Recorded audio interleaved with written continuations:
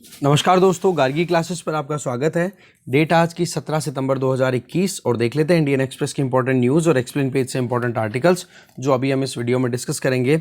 First article जो detail में देखेंगे वो है मद्रास हाई कोर्ट ने अभी जो आईटी रूल्स आए हैं ना रिसेंटली 2021 वाले, उनको लेकर के ये कहा है कि इन रूल्स का यूज़ करके सरकार मीडिया की जो इंडिपेंडेंस है उसको रोक सकती है। जानेंगे मुद्दे को। इसके अलावा गवर्नमेंट ऑफ इंडिया की तरफ से एक क्लियरेंस दे दी गई है बेड बैंक के लिए, जिसकी फुल फॉर्म रहेगी national asset reconstruction company limited. तो बेड बैंक से संबंधित ये की न्यूज़ है और साथ में एक्सप्लेन पेज पर एक आर्टिकल इंपॉर्टेंट है, वो भी बेड बैंक से रिलेटेड है। दोनों को इंटीग्रेट करके पढ़ेंगे।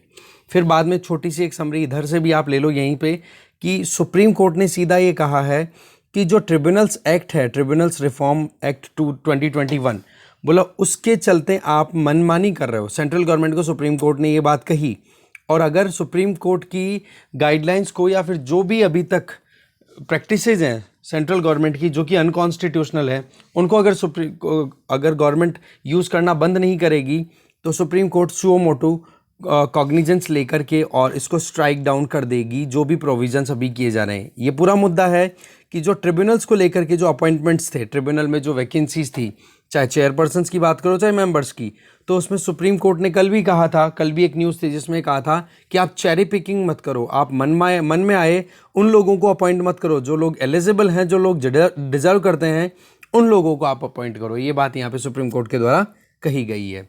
इसके अलावा हम देखेंगे, देखो यहाँ पर कि क्वेड की इन पर्सन मीटिंग, मतलब क्वेड में चारों मेंबर्स यूएस, ऑस्ट्रेलिया, जापान और इंडिया, चारों के लीडर्स इन पर्सन मीट करेंगे, मिलेंगे। तो उससे जस्ट पहले ऑस्ट्रेलिया, यूएस और यूके ने मिलकर के एक और ग्रुप एस्टैब्लिश कर दिया है जिससे कि चाइना को काउंटर किया जा सके। इस आर्टिकल को वर्ल्ड पेज पे न्यूज़ है सेम कंटेंट की, उसके साथ इंटीग्रेट करके देखेंगे। इसके आगे एक्सप्लेन पेज पे सिर्फ ये बेड बैंक वाली न्यूज़ इंपॉर्टेंट है, बाकी कुछ भी इतना ज़्यादा इंपॉर्टेंट नहीं है जिसको हमें डिटेल में देखना हो। इकोनॉमी पेज पे केवल एक नज़र डालेंगे, कोई भी ऐसी न्यूज़ नहीं है जिसको इन डेप्थ अपने को पढ़ने की ज़रूरत हो।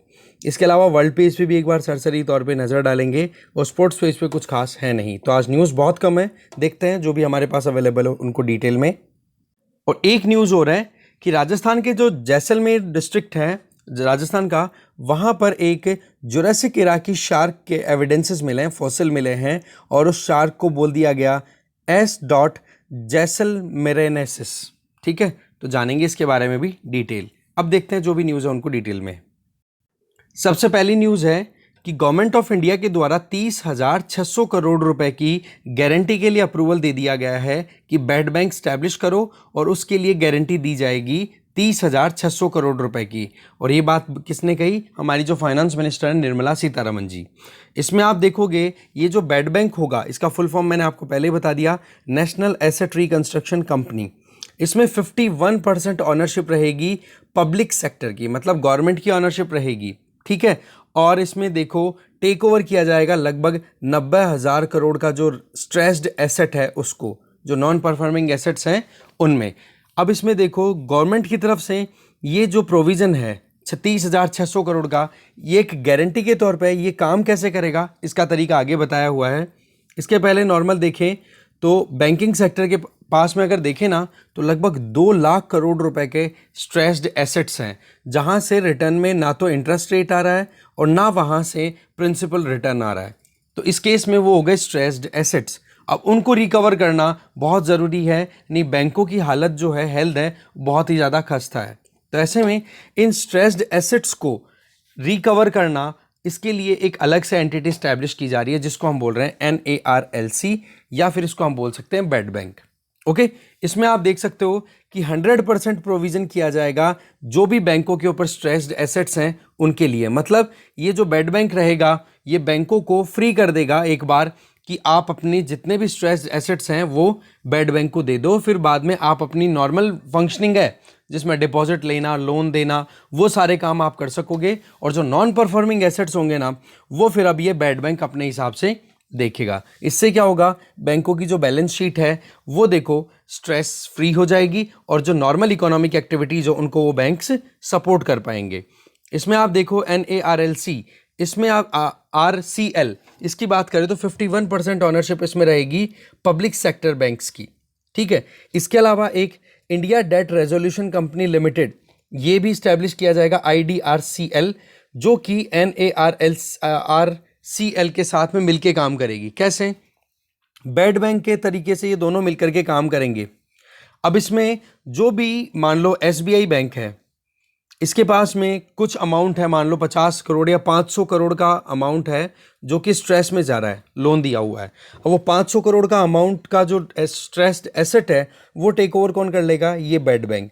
अब ये बेड बैंक के पास में एसेट आ गया और एसेट का जो भी मनी होगा, जो भी अमाउंट होगा, उसका एक हिस्सा दैट इज अराउंड 15%, 15% तो देखो कैश में दे दिया जाएगा SBI को कि चलो ठीक है, आपका जो 500 करोड़ का जो स्ट्रेस्ड एसेट है वो हमें दो, आप इसका जितनी भी आप अमाउंट आपने जो आपने एक्सपेक्टेड कर रखा है कि हाँ ये इतने अमाउंट का एसेट है, तो उसमें से 15% तो देखो कैश के तौर पे दे दिए जाएंगे SBI को, और रिमेनिंग जो 85% है वो यहाँ पर ये जो बेड बैंक का ये पार्ट है ना NARCL, ये क्या करेगा? 85% है उस एसेट से सिक्योरिटीज डिराइव करके और सिक्योरिटी दे देगा, मतलब उस एसेट के शेयर्स दे देगा।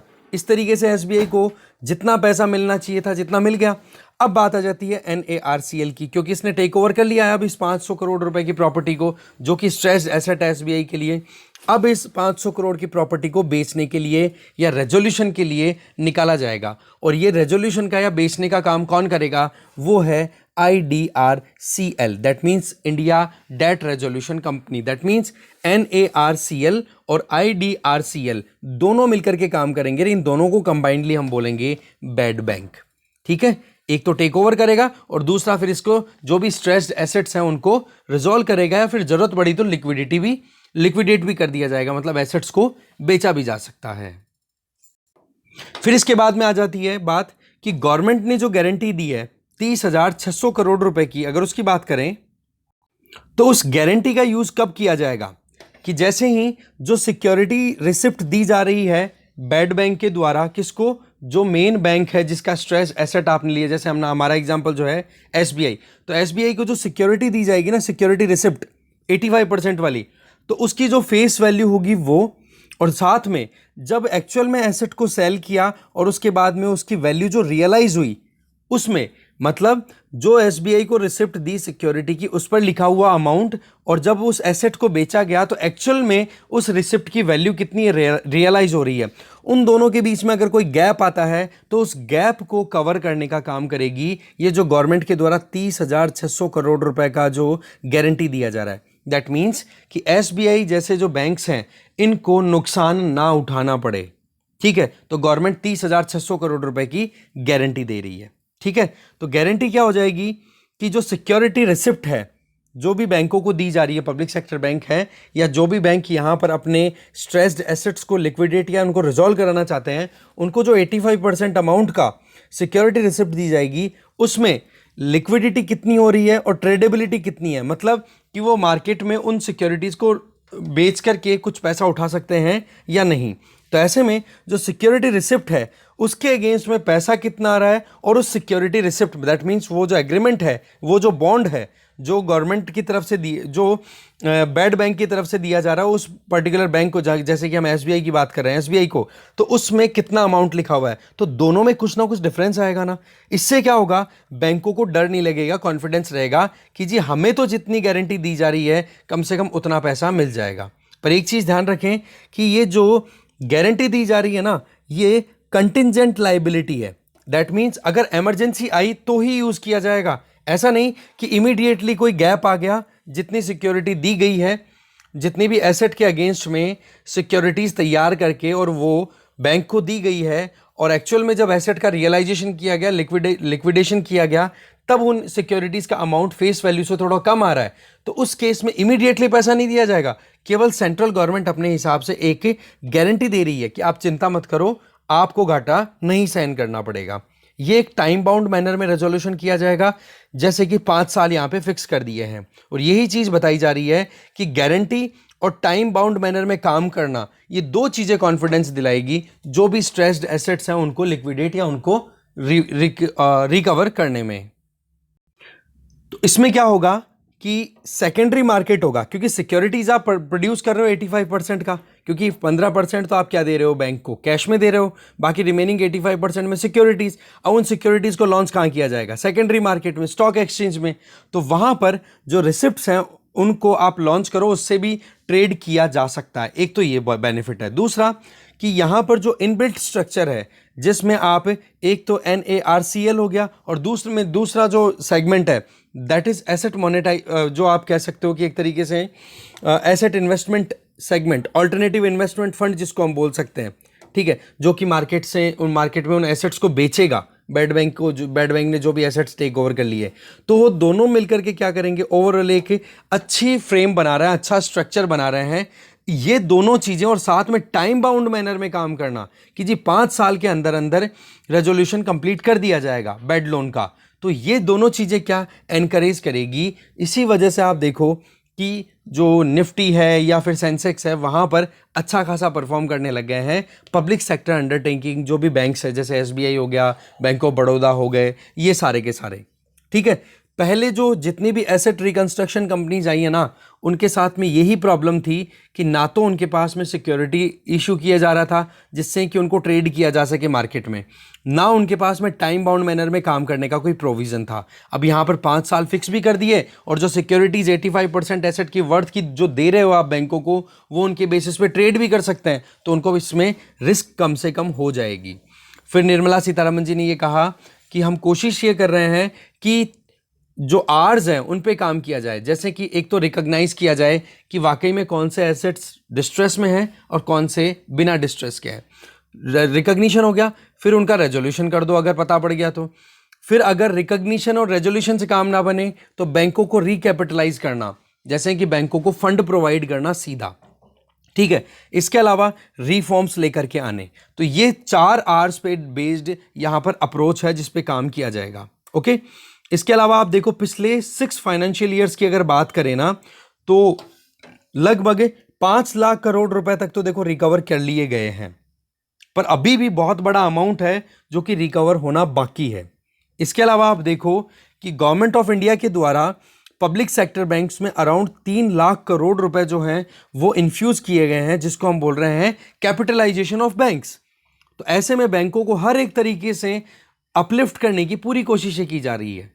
ठीक है, इसके अलावा आप देख सकते हो ये जो गवर्नमेंट बैक्ड ARC होगी, यहाँ पे हम जिसकी बात कर रहे हैं अभी, बेड बैंक, ये भी तो एसेट रिकंस्ट्रक्शन कंपनी की तरह ही काम करेगी कि जो स्ट्रेस्ड एसेट्स हैं उनको रिकंस्ट्रक्ट करे और रेलेवेंट बनाए। तो ऐसे में आप देखो कि बैंक्स जो हैं स्टेक होल्डर, वो भी बहुत पैसा अपना यहाँ पर पुट कर रहे हैं। ठीक है, पब्लिक सेक्टर बैंक्स हैं वो लगभग 49% इक्विटी को टेक ओवर कर रहे हैं, किसके अंदर? जो India debt resolution company limited है, मतलब जो national asset reconstruction company limited, और उसकी जो दूसरी एक और ब्रांच है, ये तो क्या करेगी? मैनेज करना, और ये करेगी उन एसेट्स को सेल करना। तो ये सेल करने वाली कंपनी है ना, इसमें पब्लिक सेक्टर बैंक्स की कितनी हिस्सेदारी है? 49%। तो ऐसे में ये सारी दोनों चीजें, 2 ब्रांचेस मिलकर के साथ में काम करेंगी, और इनको कंबाइनली बोला गया है क्या? Bed bank. इसके अलावा आप देखो NARLC, इसको देखो RCL, इसको रजिस्टर किया गया है रजिस्ट्रार ऑफ कंपनीज में। ठीक है, इसके अलावा रिजर्व बैंक ऑफ इंडिया के सामने लाइसेंस के लिए भी रिक्वेस्ट डाली हुई है, जल्दी इसको लाइसेंस मिल जाएगा तो उसके बाद में काम करना शुरू कर दिया जाएगा। अब यहाँ पर आप देख सकते हो अलग अलग बैंक्स की कितनी क्या हिस्सेदारी है, वो देखो यहाँ पे। ओवरऑल ये जो बेड बैंक है ना, ये जो पूरी कंपनी है, इसको 100 करोड़ रुपए का बनाया जा रहा है। अब 100 करोड़ का आप देखो तो 10 करोड़ इनके शेयर्स लॉन्च किए गए हैं, और हर एक शेयर जो है वो 10 रुपए का होगा। ये पर्टिकुलर हम बात करें, इस बेड बैंक की बात कर रहे हैं अभी। ठीक है, तो इसका एक शेयर 10 रुपए का हो गया, तो 10 करोड़ शेयर कितने के हो गए?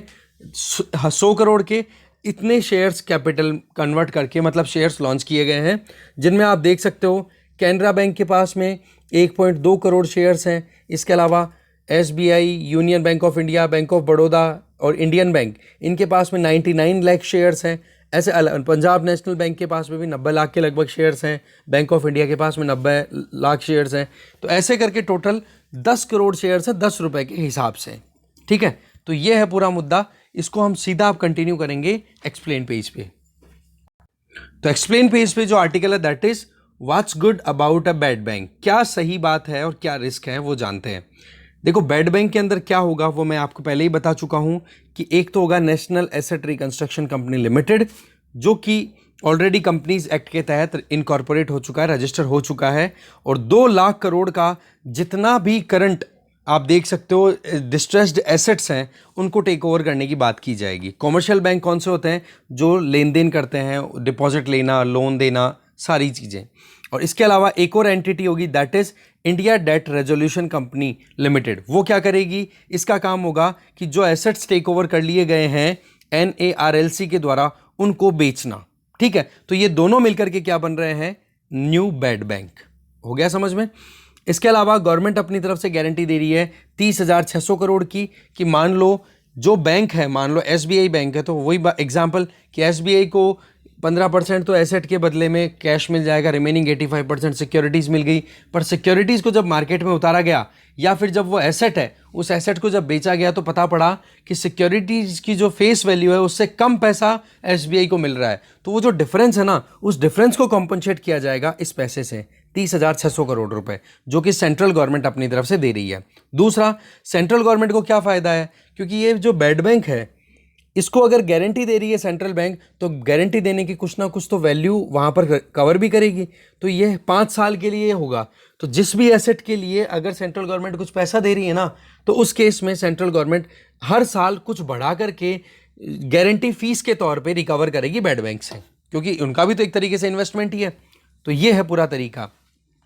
अब देखो, कोई भी बैंक होता है उसमें डिपॉजिट अगर कोई करता है पैसा तो उस बैंक की लायबिलिटी हो जाती है। क्यों? क्योंकि बैंक ने एक तरीके से पैसा उधार लिया है या पैसा लोगों का लिया है, तो उसके बदले में बैंक की जिम्मेदारी है कि जो डिपॉजिटर है उसको थोड़ा बहुत इंटरेस्ट रिटर्न में दे। ठीक है, तो इंटरेस्ट रेट फिक्स होगी डिपॉजिट्स के बेसिस पे और वो दिया जाएगा। दूसरी तरफ वही पैसा बैंक क्या करेंगे, जो बोरोवर्स हैं उनको उधार देंगे लोन के तौर पे, और लोन की जो इंटरेस्ट रेट होगी वो डिपॉजिटर को देने वाले इंटरेस्ट रेट से थोड़ी ज़्यादा रखी जाएगी। इससे क्या होगा कि बैंकों के पास में रिटर्न आ पाएगा और उससे वो अपनी फंक्शनिंग भी प्रॉपर कर पाएंगे और साथ में जिनके डिपॉजिटेड मनी है उनको भी वो रिटर्न दे पाएंगे।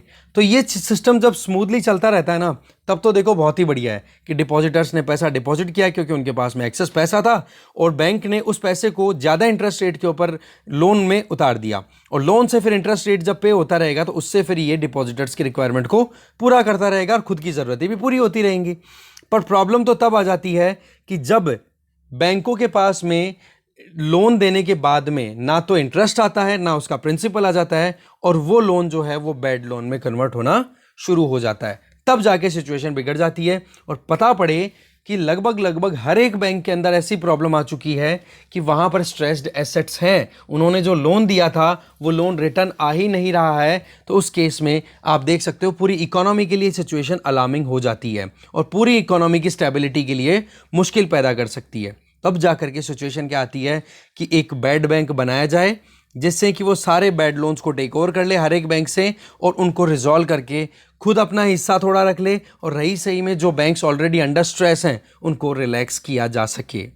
ठीक है, अभी पिछले कई सालों की अगर बात करें ना, जब से ग्लोबल फाइनेंशियल क्राइसिस आया 2008-9 में, उसके बाद से अब तक लगातार NPAs की वैल्यू बढ़ती चली गई है, और वो प्रोपोर्शन ज़्यादा किस पर है? जो पब्लिक सेक्टर बैंक्स हैं ना, गवर्नमेंट के जो बैंक्स हैं उन पर। और पब्लिक सेक्टर बैंक का पर अगर लोड ज़्यादा है, इसका मतलब अल्टीमेटली किस पर लोड है? इंडियन पब्लिक पे।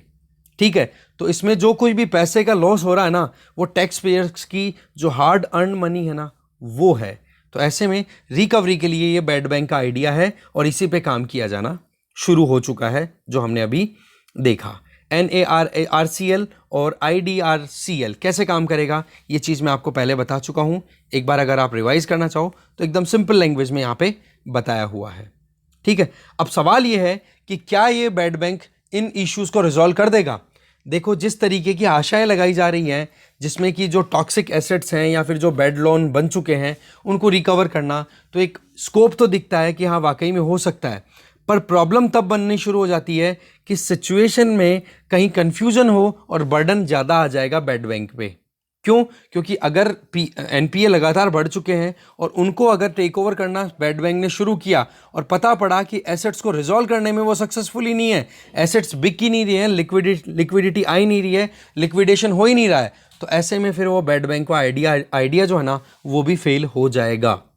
तो जो डर है ना वो इतना सही है कि जो भी एक्सपेक्टेशंस हैं वो फुलफिल होनी ज़रूरी है, नहीं होगी तो ये आइडिया भी अगर फेल होता है ना तो नुकसान बहुत बड़ा हो सकता है। रही सही में इकोनॉमी में इस तरीके की सिचुएशन बनती है ना तो फिर लॉन्ग टर्म में मुश्किलें बनती है और अल्टीमेटली टैक्स पेयर्स को इसका बर्डन उठाना पड़ता है। ठीक है, क्योंकि बैड बैंक भी तभी तो चलेगा ना जब बैड लोन्स को वो रिजॉल्व कर पाएगा। जब रेजोल्यूशन ही नहीं हो पाएगा तो फिर बाद में बैड बैंक क्या सक्सेसफुली काम कर पाया, वो सवाल है अपने आप में। ठीक है, आगे चलते हैं। फिर देखो मद्रास हाई कोर्ट में एक पिटीशन लगी हुई है बहुत सारे जो न्यूज़ चैनल है उनके द्वारा कि जो नए आईटी रूल्स हैं वो मीडिया हाउस या मीडिया की जो इंडिपेंडेंस, देखो डेमोक्रेसी की इंपॉर्टेंट पिलर है that is freedom of press. अगर मीडिया के इंडिपेंडेंस को अगर रोकने की कोशिश की जाए तो मुश्किलें पैदा कर देगी। तो ये जो नए information technology guideline for intermediate and digital media ethics code rules 2021 आया ना, इसमें क्लॉज 9 सब रूल 9 क्लॉज 1 और रूल 9 का ही क्लॉज 3, ये दोनों बोले प्रॉब्लम क्रिएट कर सकते हैं जो मीडिया है उसके लिए।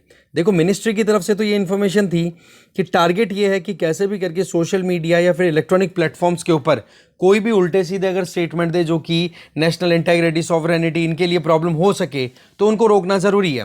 पर सवाल ये है कि रूल 9 जो है आईटी रूल्स के, उसमें कुछ ऐसी प्रिस्क्रिप्शन दी हुई है जैसे कि ग्रीवेंस रिड्रेसल मैकेनिज्म आप स्टैब्लिश करोगे, ठीक है, जो कि sub section of rule 9 clause, ये क्लॉज 1 जो है उसके तहत, मतलब आईटी रूल 2021 का जो आईटी रूल्स 2021 का जो रूल 9 है उसका क्लॉज 1 है ना, उसके तहत एक ग्रीवेंस रिड्रेसल मैकेनिज्म आप तैयार करोगे जिसमें एक पोर्टल होगा और वहाँ पर उस पोर्टल पे कोई भी अपनी शिकायत दर्ज करा सकता है किसी भी सोशल मीडिया या इलेक्ट्रॉनिक मीडिया प्लेटफॉर्म के अगेंस्ट में, और उसके अगेंस्ट में फिर बाद में 24 घंटे के अंदर अंदर एक्शन लिया जाएगा। ये बात बोली गई है रूल 9 के क्लॉज 3 के तहत। तो बोले ये दोनों मिलकर के अगर किसी सोशल मीडिया प्लेटफॉर्म या किसी भी डिजिटल मीडिया प्लेटफॉर्म, मान लो आप आजकल सारी आप देखो कि जो भी न्यूज़ प्लेटफॉर्म्स हैं वो सारे के सारे इलेक्ट्रॉनिकली न्यूज़ को पब्लिश करते हैं, अगर उनके खिलाफ में इसी तरीके से कोई अगर कंप्लेन कर दी और उनके खिलाफ में कोई भी आवाज़ उठा करके और इन क्लॉज का यूज़ करके और उन मीडिया हाउसेस को बैन करने की कोशिश अगर सरकार करे तो वो क्या हो जाएगा, फ्रीडम ऑफ प्रेस के ऊपर क्वेश्चन मार्क लग जाएगा, जो कि आर्टिकल 19 क्लॉज 1 में सीधा लिखा हुआ है। और उसी के तहत हमें हमारी जो freedom of speech and expression के तहत ही फ्रीडम ऑफ प्रेस है वह एनविसाज की हुई है। इसके अलावा मद्रास हाई कोर्ट ने यही बोला है कि ये अनरीजनेबल मैनर में आईटी एक्ट जो है वो इस तरीके के काम करने वाली है, इनका यूज़ इस तरीके से किया जा सकता है कि मीडिया हाउसेस की जो फ्रीडम है उसको ही बैन हो जाए। तो ऐसे में देखो लगभग 13 ग्रुप्स आप देख सकते हो, एबीपी लिमिटेड, अमर उजाला है ना, डीबी कॉप लिमिटेड, एनडीटीवी, इन सब ने मिलकर के पिटीशन लगाई थी ये। और ये पहली बार नहीं है, अलग अलग हाई कोर्ट्स में लगी हुई है ऐसे केसेस। यहाँ पे आप देखो दिल्ली हाई कोर्ट में भी है, अब देखो अक्टूबर के अंदर सुनवाई होने के चांसेस है सुप्रीम कोर्ट में। इसके अलावा आपको पता ही है कि जो आईटी रूल्स हैं, इंफॉर्मेशन टेक्नोलॉजी एक्ट का जो सेक्शन 69 है, उसमें भी क्या है कि सभी सोशल मीडिया प्लेटफॉर्म्स को ये ग्रीवेंस रिड्रेस मैकेनिज्म और जो कंप्लायंस मैकेनिज्म है वो स्टैब्लिश करने होंगे, नहीं तो जो अब सेफ हार्बर वाला जो केस था ना, जिसमें कि सोशल मीडिया प्लेटफॉर्म पे अगर कोई यूज़र कोई भी कंटेंट शेयर करता है तो उस केस में सोशल मीडिया प्लेटफॉर्म्स के अगेंस्ट में भी कार्रवाई करनी शुरू कर दी जाएगी, क्योंकि उनको फिर बाद में प्रोटेक्शन नहीं मिलेगा सेक्शन 69 जो इंफॉर्मेशन टेक्नोलॉजी एक्ट है उसके तहत। तो ये चीज़ बताई जा रही है बार बार। साथ में देखो सेंट्रल गवर्नमेंट की तरफ से इन रूल्स को ये कह के डिफेंड किया जाता है कि जी ये जो कानून है ये ट्रेडिशनल मीडियाज़ पे हम इतना एक्सटेंड नहीं कर रहे हैं, जैसे कि ऑलरेडी जो प्रेस काउंसिल एक्ट है या जो cable television network regulation act है, बोलो वहाँ पर हम इन लॉज को एक्सटेंड नहीं कर रहे हैं, इन रूल्स को एक्सटेंड नहीं कर रहे हैं। हमारा जो मेन टारगेट है वो ये कि जो अभी नए जो लेटेस्ट प्लेटफॉर्म बन के आ रहे हैं उनको रेगुलेट करना। बट वही चीज़ है कि इनका मिसयूज़ तो हो ही सकता है। देखो बॉम्बे हाई कोर्ट की तरफ से तो ऑलरेडी इस चीज़ को पहले लाया जा चुका है, इन सेक्शंस को स्टे लगाया जा चुका है। वैसे तो थ्रू आउट कंट्री अप्लाई हो जाएगा, पर वही चीज़ है कि और भी बहुत सारी पिटीशन लगी हुई है डिफरेंट हाई कोर्ट्स में। अब मुद्दा जो है कंबाइन होकर के सुप्रीम कोर्ट में गया हुआ है, अब अक्टूबर में सुनवाई होगी, वो देखेंगे आगे क्या होता है। आगे चलते हैं।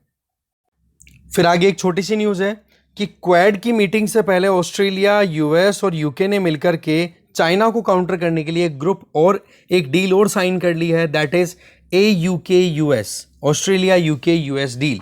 ठीक है, तो इसमें क्वाड समिट में तो आपको पता ही है इंडिया और पार्टिसिपेट करेगा। तो ओवरऑल टारगेट ये है कि इंडो पैसिफिक रीजन में जो चाइना की असर्शन है ना, वो बोला बहुत ज़्यादा गलत है। चाइना अपनी तरफ से यूनिलैटरल एक्शंस ले रहा है। साउथ चाइना सी पर्टिकुलरली अगर बात करें तो वो तो आ ही जाता है। तो बोला चाइना को काउंटर करने के लिए ज़रूरी है। साथ में इस एग्रीमेंट के तहत ऑस्ट्रेलिया को न्यूक्लियर सबमरीन्स प्रोड्यूस करने के लिए भी अप्रूवल दिया गया है और सपोर्ट करेगा अमेरिका और यूके भी साथ में।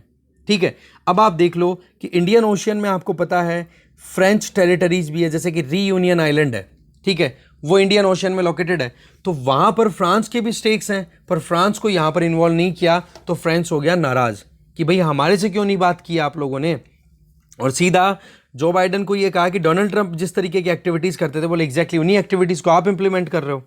दूसरी तरफ इस तरीके से 5 कंट्रीज़ हैं जो कि चाइना के एग्रेशन से परेशान है, चाइना को कंटेन करना चाहते हैं।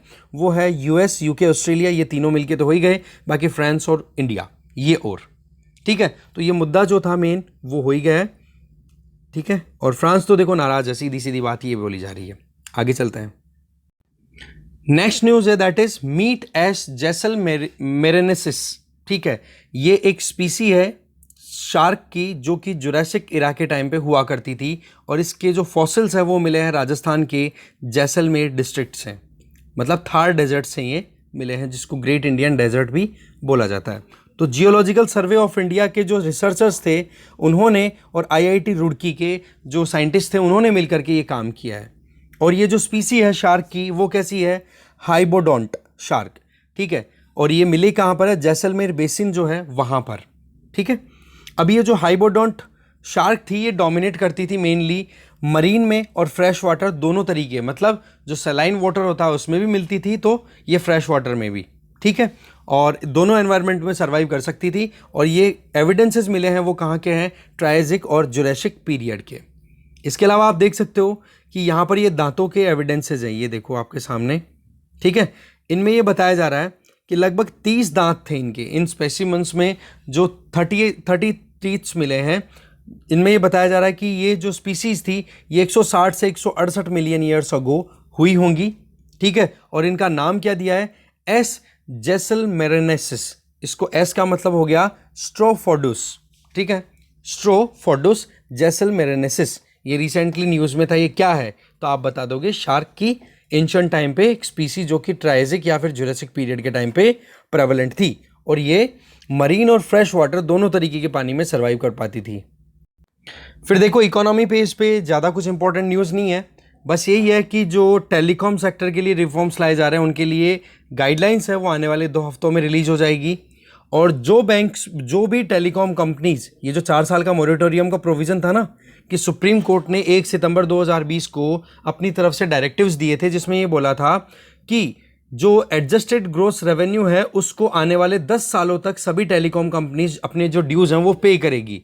तो ऐसे में गवर्नमेंट ऑफ इंडिया के द्वारा प्रोविज़न किया गया है कि 4 साल का मोरेटोरियम अगर उनको लेना है तो वो अवेल कर सकते हैं, अगर उनके पास में अभी पैसे की प्रॉब्लम है तो ऐसे में अगर वो 4 साल का मोरेटोरियम लेती हैं कोई भी telecom company, for example Vodafone idea अगर ले, तो उस केस में जो बैंक की गारंटी है ना वो उनके लिए केवल 20% एसेट्स के लिए, 20% कैपिटल के लिए अवेलेबल होगी, ज़्यादा नहीं होगी, ये बताया जा रहा है।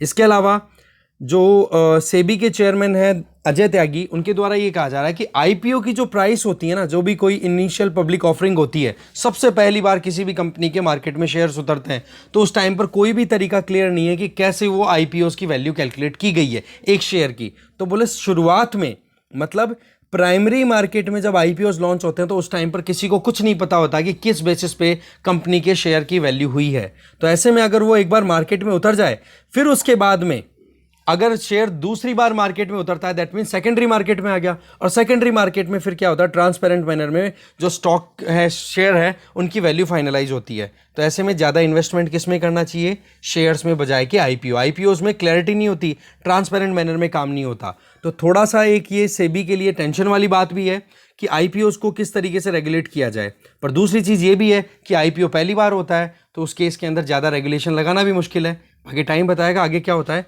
फिलहाल जो कंसर्न है वो हमने देखा। जीएसटी काउंसिल की मीटिंग होगी जिसमें 50 आइटम्स की रेट्स को रिव्यू किया जाएगा।